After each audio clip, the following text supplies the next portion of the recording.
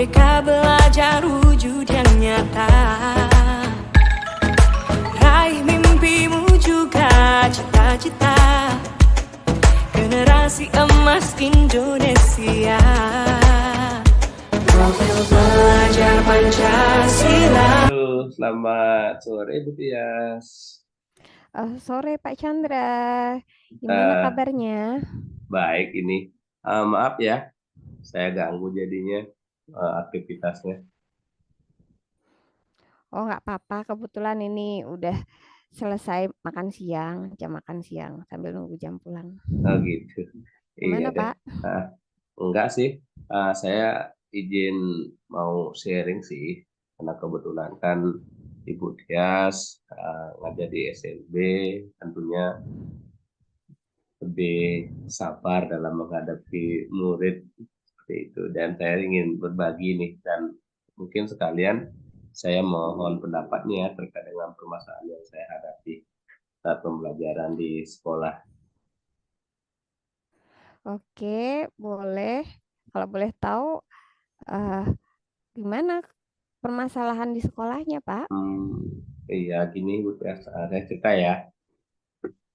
Gini, jadi saya kan sebelumnya tahun pelajaran sebelumnya saya kan dapat ngajar di kelas 10 sama kelas 11, dan di tahun pelajaran ini saya dapat ngajar nih di kelas 12 juga. Nah, kalau dilihat dari proses pembelajarannya di kelas 10 dan 11 mungkin eh, proses pembelajaran bisa berjalan dengan baik dan lancar. Karena apa? Karena tentunya dari proses yang dilakukan eh, sudah selaras dengan visi dari sekolah seperti itu. Nah, sekarang masalahnya saya ngajar di kelas 12, ternyata di kelas 12 itu permasalahannya adalah yang saya cermati, yang saya amati, anak-anak kelas 12 menurun semangat belajarnya seperti itu. Habis itu mungkin ada beberapa siswa yang mengabaikan. Mereka menganggap bahwa oh udah kelas 12 udah boleh bebas nih, pasti lulus nanti gitu. Tidak ada tanggung jawab dalam menyelesaikan proses pembelajarannya. Seperti itu eh, permasalahannya Bu Tias. Oh, tadi kan Pak Chandra bilang ya, kelas 12-nya baru kali ini nih mengajar ya, mengajar PJOK-nya. Kalau boleh tahu, memang kondisi ideal yang Pak Chandra harapkan untuk siswa kelas 12 itu seperti apa? Kalau kondisi idealnya sih yang saya harapkan adalah bagaimana ya kemarin kelas 10 11 kondisinya adalah bagaimana pembelajarannya bisa aman, nyaman, dan juga kebutuhan belajar murid dapat terpenuhi. Kemudian lingkungan belajarnya juga positif. Nah, di kelas 12 kondisi idealnya juga sama. Saya menginginkan juga seperti itu. Oh, berarti Pak Chandra sih berharapnya siswa kelas 12 itu juga bisa bersikap sebagaimana ketika mereka dulu kelas 10 dan kelas 11 ya Pak ya.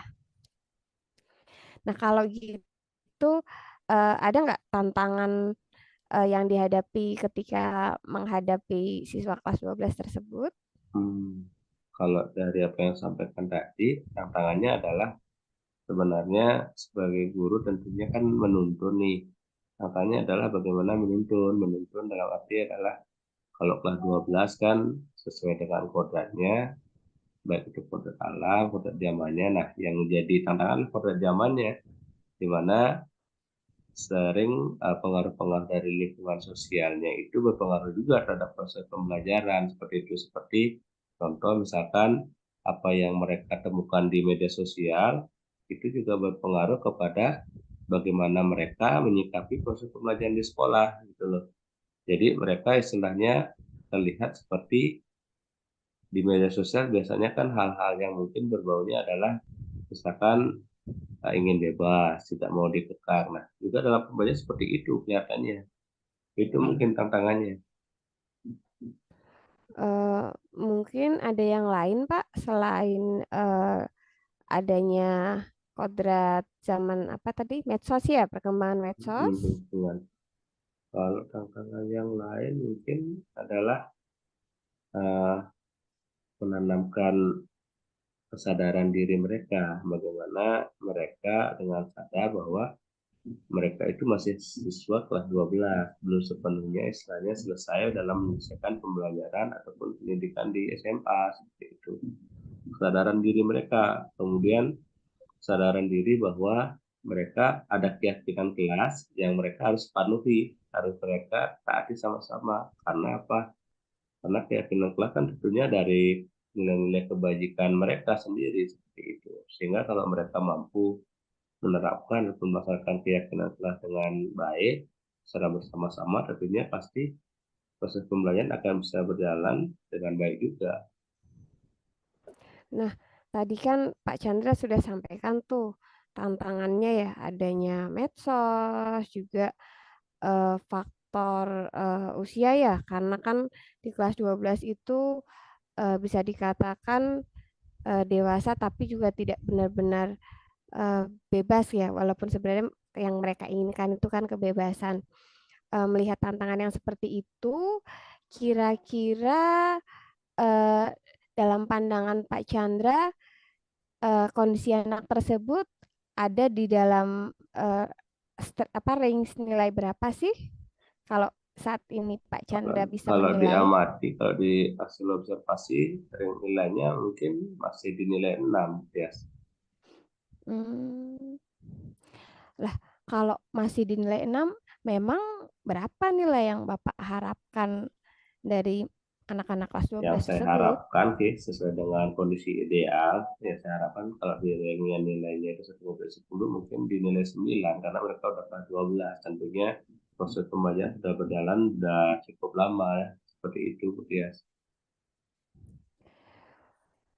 Oke, tadi kan Pak Chandra sampaikan ya, karena saat ini anak-anak kelas 12 tersebut masih ada di range nilai 6 dan Pak Chandra mengharap ada di nilai 9, kira-kira rencana apa nih yang pingin Pak Chandra lakukan untuk mereka?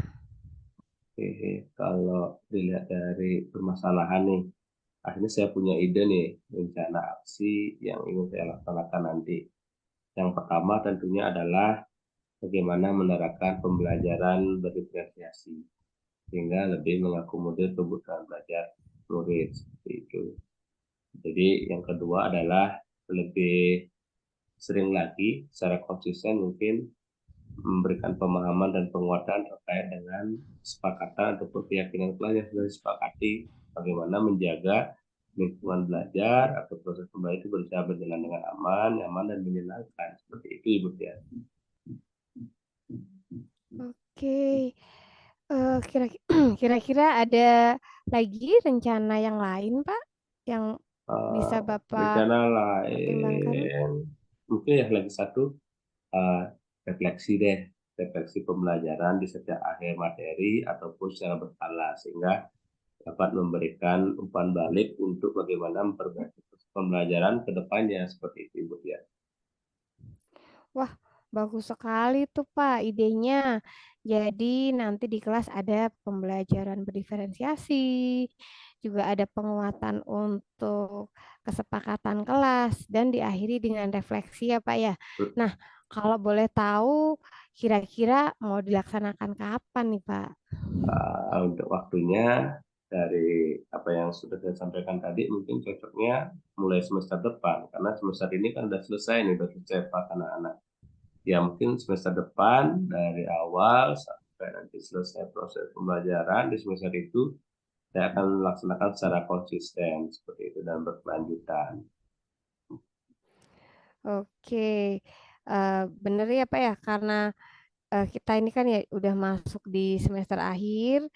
Jadi eh, baru bisa nanti kita maksimalkan ya Pak ya di semester depan di kelasnya di pelajaran PJOK ya Pak ya. Nah, setelah tadi ya kita berdiskusi, kita sharing terkait tentang eh, permasalahannya Pak Chandra, juga kita juga coba menggali nih apa yang ingin Pak Chandra lakukan, lalu juga ada apa tanggung jawab yang komitmen yang ingin yang sudah Pak Chandra buat. Nah, kira-kira apa yang Pak Chandra dapatkan nih dari sharing kita sore ini? Iya.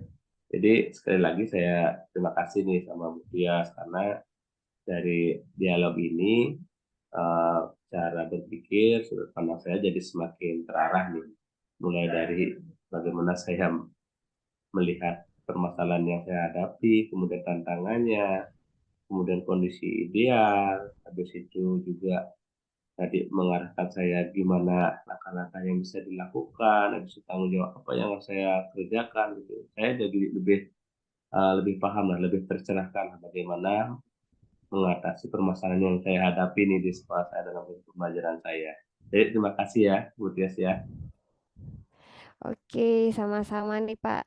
Nanti kita akan coba ketemu lagi ya untuk diskusi menyampaikan apa yang sudah Pak Chandra diskusikan tadi, apakah sudah berjalan dengan efektif atau mungkin ada kendala ya Pak ya dalam pelaksanaannya di semester depan. Oke, nanti saya hubungi lagi ya. Saya akan berikan hasil bagaimana saya menerapkan tadi tanggung jawabnya dalam melaksanakan rencana aksi yang sudah saya sampaikan tadi.